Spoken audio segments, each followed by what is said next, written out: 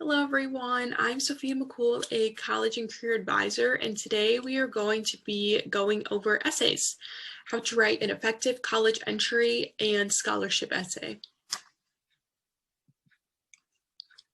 So my first little tip and something important to remember is you do want to plan far in advance. If you wait until the last minute to write your essay, the quality will likely suffer. To make sure that you have enough time for the planning phase, create a calendar with deadlines and requirements for all of the colleges and scholarships you want to apply for. For me, this came in the form of a Excel spreadsheet where I had all the deadlines listed. This really helped me with time management and organization. And you do also want to give yourself plenty of time for brainstorming and proofreading as well. So knowing your audience, this one really pertains more to scholarship essays. You want to figure out who the scholarship committee's ideal candidate is and how to fit into the picture. To do this, you can Google the source of the scholarships and learn a little bit more about the story of who and why they offer this money. Be careful not to sacrifice your voice and personality to fit the bill. Rather, take a look at your strengths and then determine how you can spin them to become the ideal candidate. Follow the instructions and the prompt. So exceeding or not meeting the word count can hurt your chances since it shows that you didn't prepare for your essay as well as other applicants.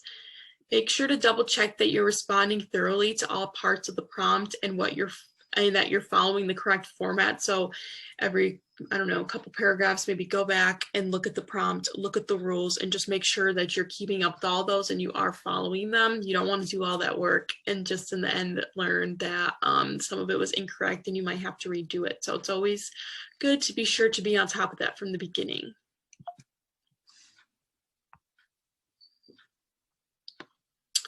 Review and revise. So if you're struggling with writing, try taking some breaks and come back to it later. Take some time to review what you've written and make sure it conveys what you want it to. For me, if I get stuck, I find it really helpful to maybe step away from the essay for a couple hours or a couple minutes and maybe, just do something to take my mind off it and decompress and then come back and look at it with fresh eyes. I found that really helps me clear my head when I'm writing and helps me get my words out on paper a little bit better.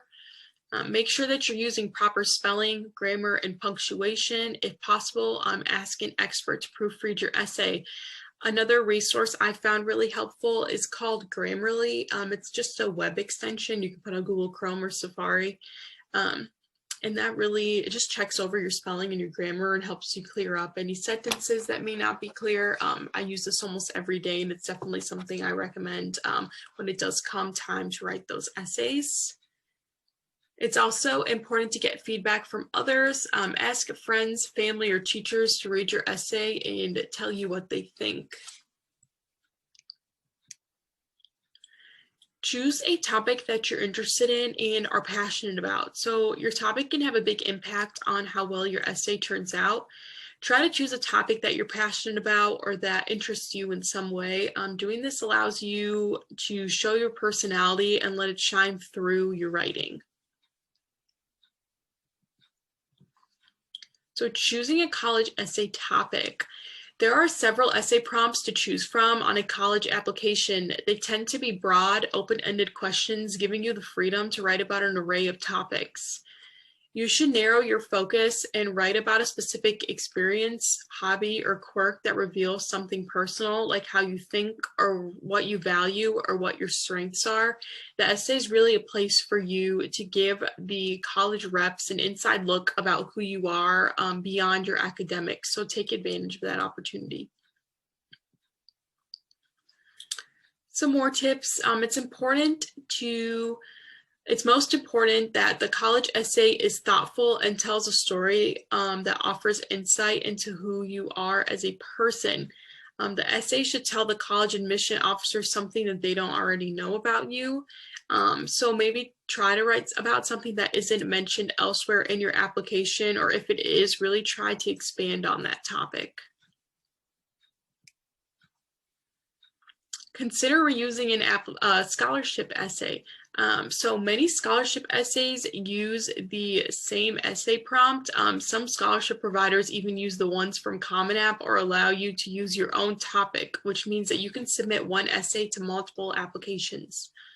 Other times, scholarships use similar essay prompts or ask questions that may be answered in the same way. You might be able to slightly change an existing essay rather than rewriting a whole new one altogether. So now we're going to get into more of the writing and the structure of the essay. So first we're going to talk about creating a strong introduction. The introduction draws the reader into your essay and convinces them to keep reading. So this should be one of the strongest parts of your essay. You want to give the reader a quick preview of what they can expect from your essay, like a written version of a movie trailer. It's a good way to think about it. Tell the reader why they should keep reading.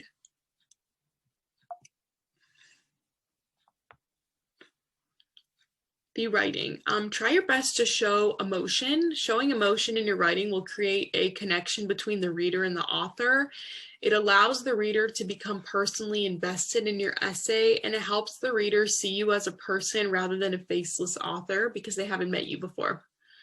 Don't be afraid to show vulnerabilities.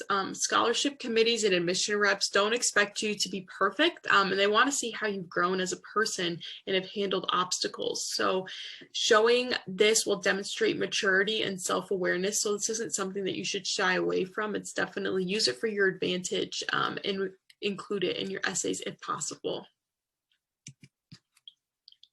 The writing, make sure to use real life examples. Instead of telling the reader about your experiences, show them. Provide real world examples of your experiences and how you've changed as a person. Nearly every applicant will have a somewhat similar response to an essay prompt, and your personal examples are your chance to transform your essay from generic to unique.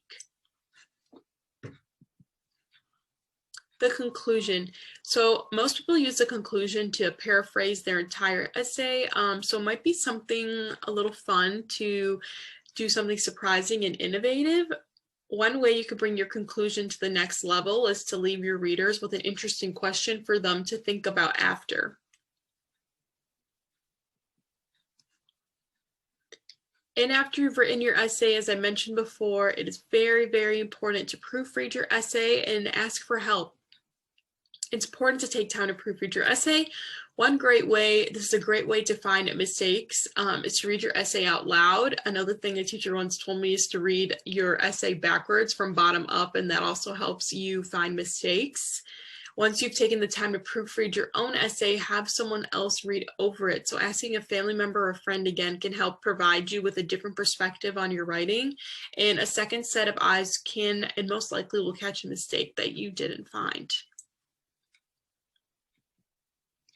So thank you all so much. Hopefully this was helpful when you guys start thinking about writing your essays. If you have any questions about the process, picking a prompt, or if you need any help picking examples for your essay, feel free to contact me using the first email or my fellow advisor Anne using the email under mine. Thank you all so much.